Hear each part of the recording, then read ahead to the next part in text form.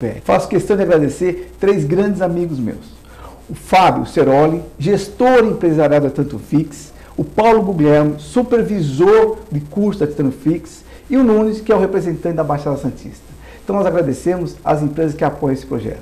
Bom, mas como hoje o assunto é câncer na cavidade oral, nós temos aqui o professor Wagner Ceroli. Bom, professor Wagner, nós sabemos que existe hoje em dia uma classificação muito grande em cânceres.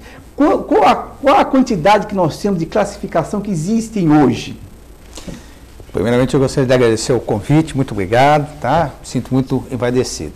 Quando a gente fala em câncer de boca, nós estamos falando de uma patologia em que eu tenho 200 tipos aproximadamente. Então, eu tenho uma gama enorme de variações e que essas variações implicam numa série de consequências e tratamentos diferentes, né? Então, quando você fala que existem vários tipos, obviamente, cada tipo tem uma indicação, um tratamento específico, ou é mais ou menos a mesma coisa, os tratamentos, de uma forma geral? Eles têm uma agressividade ao organismo diferente, eles têm uma origem diferente e por isso tem um diagnóstico mais ou menos complicado e tem tratamento diferente e consequências diferentes. Sim. Então, e qual tipo de exame, por exemplo, que a gente pode diagnosticar para que a gente leve a um diagnóstico preciso? Você podia nos explicar isso? Fundamentalmente o exame clínico, né? Em que o cirurgião dentista tem a oportunidade de fazer. O grande problema do câncer, que é uma doença silenciosa. E ele tem uma similaridade, quer dizer, tem uma igualdade no seu jeito de aparecer na boca, né? Com outros tipos de patologias, de lesões, que a gente fica em dúvida. O exame clínico feito pelo cirurgião dentista é de fundamental importância.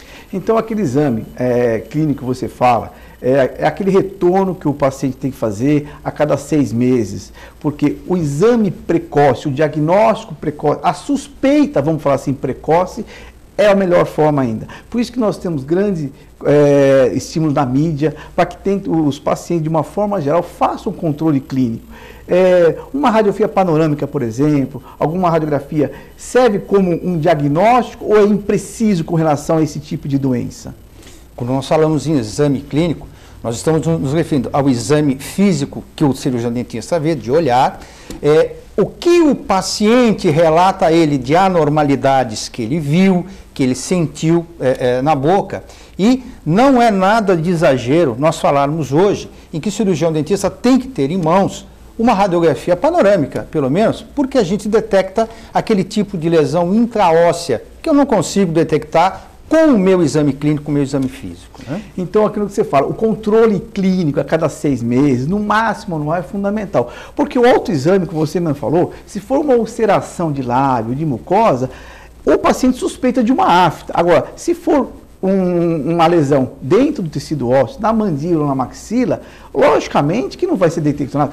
Quando ele for detectar por uma deformação, aí está muito avançado. Aí o tratamento provavelmente vai ser bem mais radical. Olha, tem uma coisa interessante que eu gostaria de passar porque é importante. Quando nós nos referimos, e isso eu estou dizendo de um modo geral, nos referimos ao diagnóstico precoce do câncer em qualquer localidade do nosso corpo, esse câncer no diagnóstico precoce, ele já andou mais de 60% do seu caminho. Esse é o diagnóstico precoce que nós temos hoje. Puxa vida! De precoce não tem nada, ele tem de adiantado. Então, nós lutamos contra o tempo. Nós lutamos contra uma doença que é muito agressiva. Então, nós temos que dispor de todas as informações e meios para que isso seja diagnosticado e tratado o mais rápido possível. E isso hoje é muito bem feito, né?